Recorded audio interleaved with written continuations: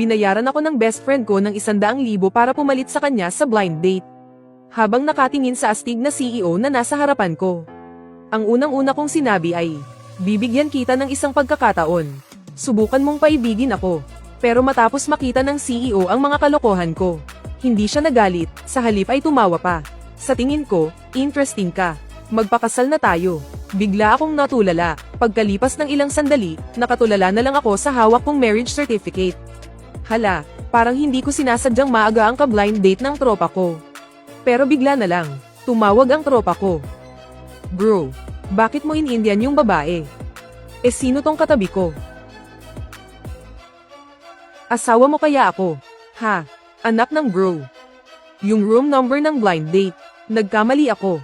Hindi pala number 6, kundi number 9. Kaya ayun, tulala na naman si ako. At ang lahat ng ito, ay dahil lang pinipilit na ng pamilya ang roommate ko na mag-asawa. Bro, tulungan mo naman ako sa blind date na to. Guluhin mo lang, sapat na. Hinding-hindi talaga ako pupunta.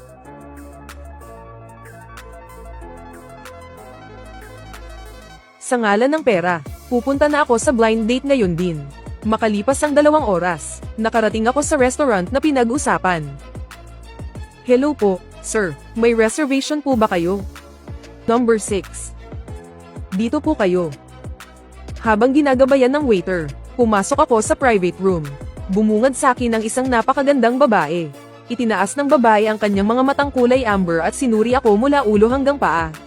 Kaya naman, kampante akong lumapit sa upuang nasa tapat niya. At walang galang na umupo ng nakabakaka. Isang maganda at napaka-agresibong career woman. Ang ganitong klaseng babae, hinding-hindi matitiis. Ang pangmamaliit at pang-aapi ng mga lalaki. At kung medyo mama's boy pa, siguradong busted na yon. Ikaw si fan ko kaya to? O baka naman manliligaw? Hello. Ako ang ka-blind date mo. Ka-blind date? Sakin, sigurado ka? Tama, at dahil pareho naman tayong nandito para sa blind date, diretsuhin na kita. Pagkatapos nating ikasal, mananatili ka lang sa bahay para mag-alaga ng mga anak. Pagkatapos ng kasal, sa lahat ng bagay, malaki man o maliit, kailangan mong sundin ang sasabihin ng nanay ko. Tapos na ko, may angal ka. Ang galing ko talaga. Itong script ko, walang palya. Miss. Sige na, pumutok ka na. Wala pang lalaki na lumapit sa akin at nagsalita ng ganitong mga kalokohan. Ang totoo, nakakatuwa pala tong experience na to. Kanina ka pa nakaupo sa harap ko, hindi mo talaga ako nakilala. Anong nakilala o hindi nakilala? Nandito tayo para sa blind date, di ba? Huwag kang masyadong kampante, MS Wang. Alam kong Jiang ang apelyido niya. MS Wang, isa na namang matinding banat. Interesting, ayos din pala tong taong to. Kaya niyang ipahiya ang sarili niya. Pwede o hindi, isang salita lang. Mahalaga ang oras ko. Sa totoo lang, sa tingin ko, okay ka. Anong sabi mo? Nagkakamali ba ko ng dinig? Di ba nasa blind date ka? Pumapayag na ako ngayon. Ganito na ba kakaiba ang trip ng magagandang babae ngayon? Hindi, itong nasa harap ko lang. Hindi sumusunod sa script ang babaeng to. Baka na-traffic ka na dyan. Kanina pa nag-aantay yung babae, naiinip na. Kanina pa ako rito. Bro, yung room number para sa blind date. Nagkamali ako ng type, hindi pala number 6, number 9 pala. Hindi mo ba check yung text mo bago I send? Hindi naman nakakatakot na magkamali ng tao sa blind date. Ang nakakatakot, yung nakapagsabi ka na ng kung ano-anong weird na bagay. Miss, pasensya na. Nagkaroon lang ng konting hindi pagkakaunawaan kanina. Okay lang. Sa totoo lang, para sa akin, ang hindi pagkakaunawaan ay isa ring kakaibang paraan para magsimula. Ngumiti ako at iwinagayway ang aking kamay. Hindi ako nang ahas na tingnan ang ekspresyon sa mukha ni Jiang Wanteng. Mabilis akong tumakbo palabas. Pinakalma ko ang sarili ko. Binuksan ko ang pinto ng private room number 9. Sa loob, nakita ko ang isang magandang babae na nakaupo. Hello. Nandito ako para sa blind date. Kayo po ba si MS Shen? Hello. Samantala, sa kabilang dako, habang inaalala ni Jiang Wanteng ang insidente kanina kay Hulong, hindi maalis ang ngiti sa kanyang mukha. Pagkatapos ay naalala niya ang nag-aalalang tingin ng kanyang ina. At ang malungkot nitong mga salita. Wanteng, sapat na ang negosyo ng pamilya para mabuhay ka ng komportable habang buhay. Siyempre, kung gusto mong mag-artista, hindi ka pipigilan ni mama. Pero kailangan din isipin ng isang babae ang pag-aasawa. 26 anyos ka na. Huwag kang mag-alala, titingin-tingin ako. Kapag may nakilala akong bagay sa akin, magsa-settle down na ako. Mabait kong anak. Alam ko talagang maiintindihan mo ang hirap ni mama. Kapag nakahanap ka ng bagay sa'yo, bilisan mo ang kilos. Ang mga mabubuting lalaki ngayon, pinag-aagawan na ng mga babae. Kapag nakapili ka na, ay uwi mo para makita ni mama. Biglang natauhan si Jiang Wanteng mula sa kanyang pagbabalik tanaw. Naisip niya ang lalaking iyon. Sa lahat ng lalaking nakilala niya, siya lang ang kaysa isa, na naging komportable siyang kasama. Kung ganoon, pwede ko naman siyang subukan.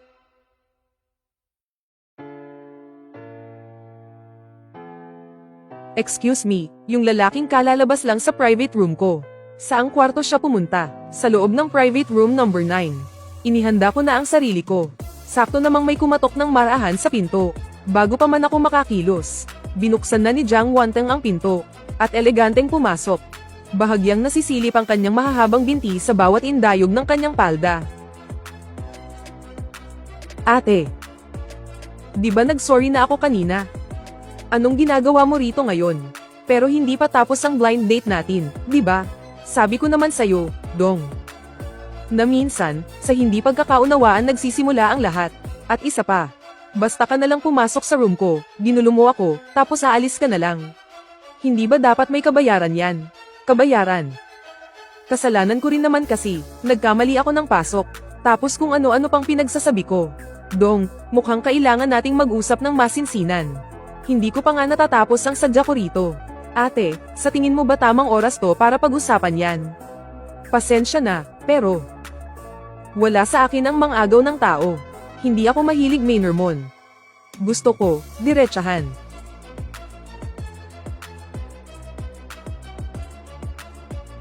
Sino ba talaga tong babaeng to? Mukhang hindi siya nagbibiro sa dating niya.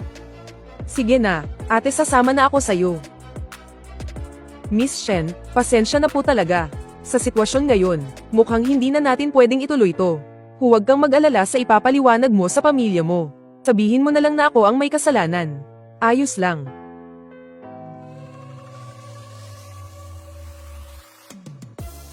Bunso, huwag ka puro buntong hininga. Seryosohin mo naman yung sinabi ko kanina. Ate, huwag naman po ganyan, miss. Grabe tong babaeng to, kakakilala pa lang, gusto na akong maging boyfriend niya. Wala man lang pakiyeme. Ate, ang ganda-ganda mo pa naman. Siguradong hindi ka nawawalan ng manliligaw. Bakit ako pa ang pinipilit mo? Bakit hindi mo na lang ako ibaba sa tabi? Tapos maghiwalay na tayo ng landas. Naiintindihan ko kung bakit ayaw mong magka-girlfriend. Pero maiintindihan ba yan ng mga magulang mo? Sa tingin ko, hindi naman sila ganun ka-open-minded para hayaan kang maging single habang buhay, di ba? Kung hindi, bakit pa nagkaroon ng blind date kanina?